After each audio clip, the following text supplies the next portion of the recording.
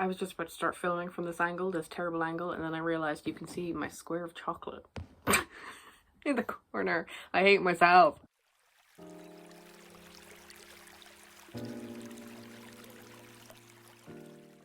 I'm drinking tea with coconut milk and honey. That's good. That's a good thing. Hello everyone, my name is Laura, or King Dickens. Welcome back to my channel. Today I'm doing part 2 of my October-November book haul. Filmed this earlier, was not a fan. Gonna do it again. Hopefully it'll go right this time. And that is the vibe.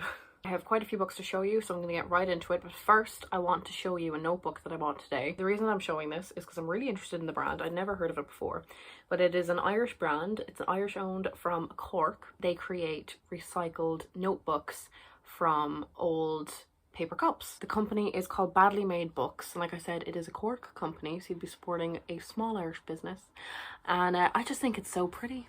I needed a notebook anyway because I want to start writing my reviews, or kind of like mini reviews, in a notebook where I can keep it before I make my wrap-up videos, because sometimes I sit down to make a video like I did earlier, I freeze and I forget everything that I was going to say, then I get frustrated and I have a breakdown.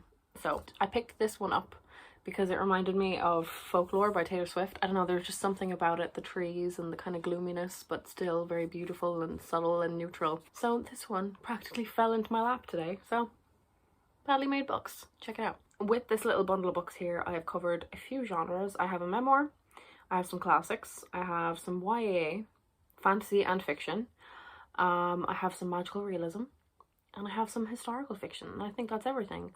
So without further ado, my darling Dorita, let's get into it. The very first book that I'm going to show you is a classic. It is a modern classic, and I read another book by this author last month and I really didn't like it, but this story, this plot line seems like something that I would enjoy a lot more than that one.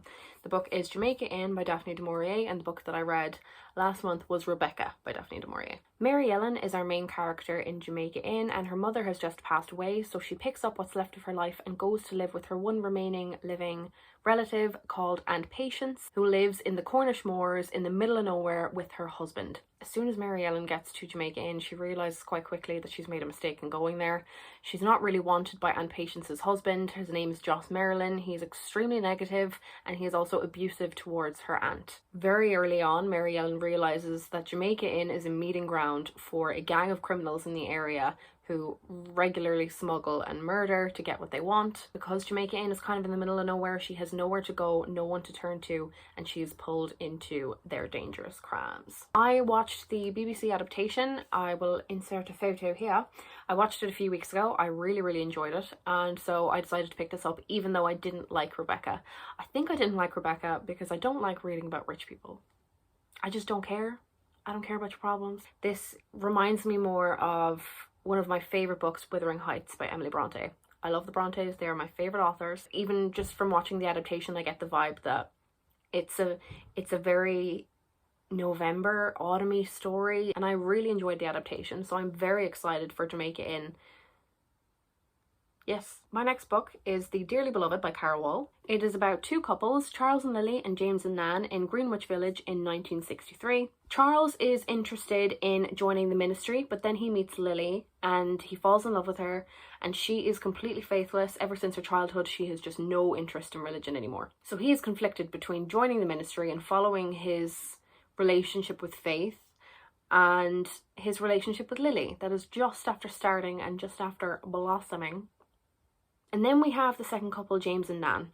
And James is completely lost in his life and he's really looking for direction. And in comes Nan, who is very religious and who is very devoted to God. She seems to be exactly what he needs to get him back on the right track. Even though I'm not religious myself, I really do enjoy reading about other people's faith and people's beliefs, and I find it really interesting. So I'm really intrigued by this one. It sounds like a beautiful story. I'm really excited for it. I say that all the time, but I always mean it. This coconut milk has bits in it. Yum. My next book is another classic. It is a modern classic like Jamaica Inn. It was written in the last 70 years, I think.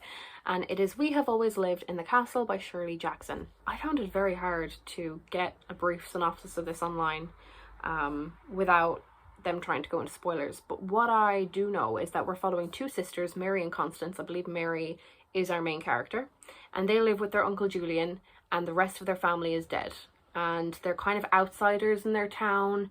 They're kind of seen as the gothic, creepy, untrustworthy family on the street. In comes a very distant cousin with dark ulterior motives that kind of sets the plot along. That's all I could find for the plot without almost spoiling things for myself, so that's where I'm going to leave it. But I've been wanting to read this for a long time. The reason that I haven't is it is so hyped up, and there are people that really love it and there are people that were really disappointed by it. So I don't know where I'm going to fall. I always get really nervous with those kinds of books. I love gothic classics. Some of my favorite books are gothic classics, such as Jane Eyre by, I already said Jane Bronte, fake fan, Charlotte Bronte, Wuthering Heights by Emily Bronte, Northanger Abbey by Jane Austen. I love those kinds of books. I eat them for breakfast.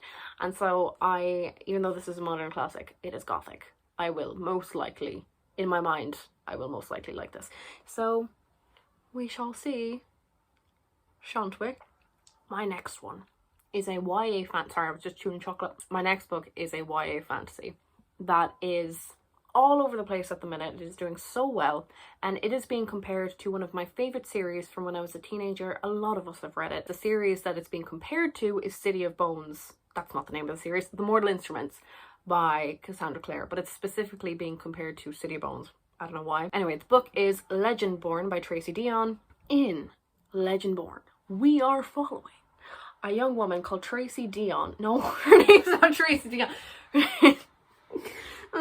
We are following a young woman called Brie Matthews. She's a 16-year-old girl, and her mother has just passed away. She just got into an accident. A very kind of mysterious death. Brie has nothing left and she's distraught, and she picks up her life and she starts college. On her very first day on campus in her new college, she witnesses an attack on a student by a demon. She starts to connect things between the attack on the student and the attack on her mother, or the accident around her mother's death. She finds out that there's this task force called the Legendborn who are working towards ridding the world of these demons. And so she joins, I'm guessing, I'm guessing. And I'm very excited for this. This sounds like so much fun. I had the time of my life when I read The Mortal Instruments when I was younger. I think I was 16 or 17, like I said, when I started them. I think it was around that age. I had just started college, or I was just finishing Leaving Cert, and I haven't read them in a long time, but I just have amazing memories. So the second I saw that this was being compared to that series, I was sold. My next book is by a man that has written one of my favorite books of all time that I read a couple of months ago and I fell in love with, and this is the second book. I think it's just going to be a duology.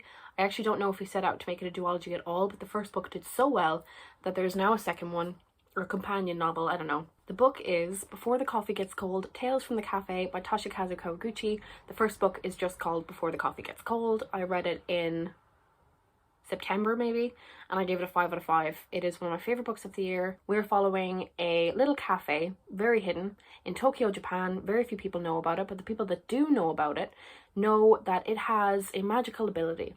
It has the ability to send you back in time to the past. If you wanted to have one last conversation with a loved one, or you wanted to get closure with somebody, you could go back in time by sitting in a particular seat in this cafe, and you would get the chance, a few minutes, to talk to your loved one. But there is a catch. There's always a catch. It's called You Have to Come Back from the Past Before the Coffee Gets Cold.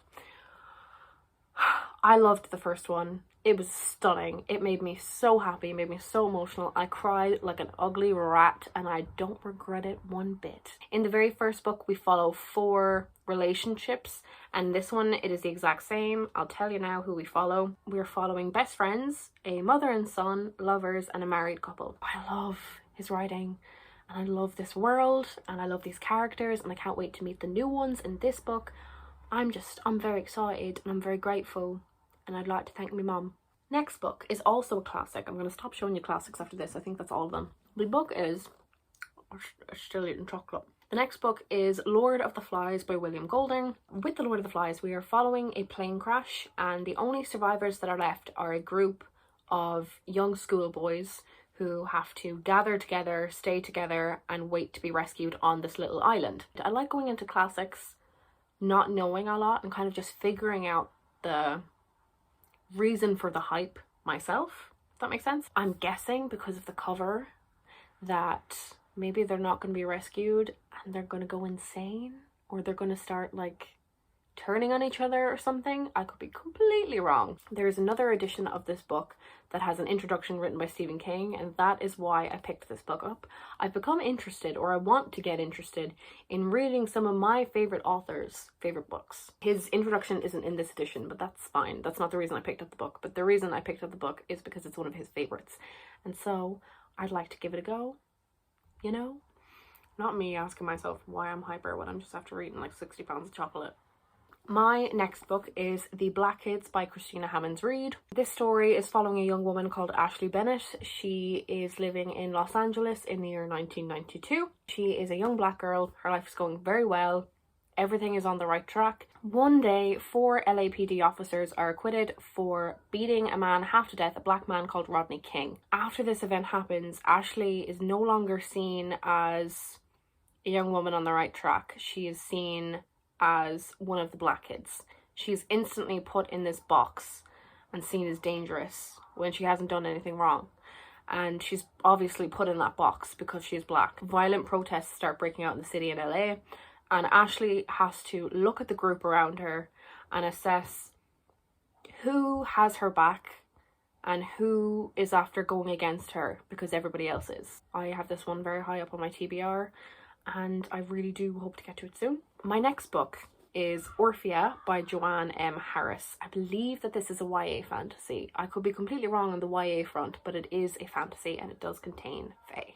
And it is illustrated by Bonnie Helen Hawkins. Orphea. Let me just settle in here.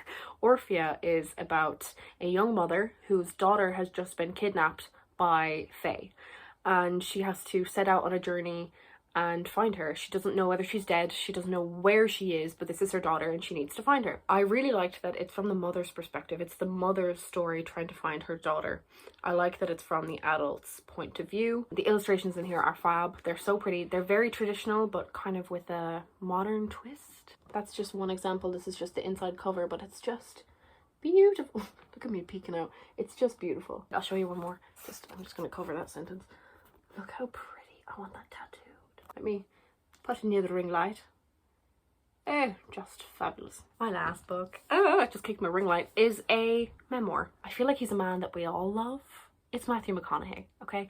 It's Matthew McConaughey's Green Lights. Look at him just contemplating life. I recently watched, in the first lockdown, I watched True Detective Season 1 that I'd never watched before. And it was phenomenal. I have rewatched it and rewatched it and rewatched it and just studied it. And I got my mom to watch it. I just took in every second of it. Every detail. I haven't watched Season 2 or Season 3, and I don't really have an interest in watching them because it doesn't contain Woody and Matthew. But, if you're looking for something to watch, honey. I mean, I'm probably the only person that hasn't seen it. It came out like 8 years ago. But if you haven't, I highly recommend it. But anyway, very interested in Matthew since then. So I picked up his memoir, Green Lights, which only came out last month, I believe. I believe it came out in October. What really interests me is that he was going to write this book a few years ago, but do it with a ghostwriter. And then that ghostwriter pulled out and he was like, okay, well, I need to write this book. I need to put my words down on paper. I need to put my story down on paper. I have to do it myself. So I really like that. I mean, why does my hair keep doing that separation thing? You are not an egg. Matthew, honey, I love you. You're not watching. So I really hope that you enjoyed my October-November book haul part 2. I had a lot more fun filming it this time around than I did an hour ago. That was a disaster. If you enjoyed the video, if you wouldn't mind giving it a thumbs up, and if you would like to see me talk about books in the future, if you wouldn't mind subscribing, but you don't have to, it's all G. We see each other. I'm gonna eat my chocolate now. I might order cauliflower wings because it's Friday. Live your life, Debra. My hair is annoying me. Okay, children in the corn, goodbye.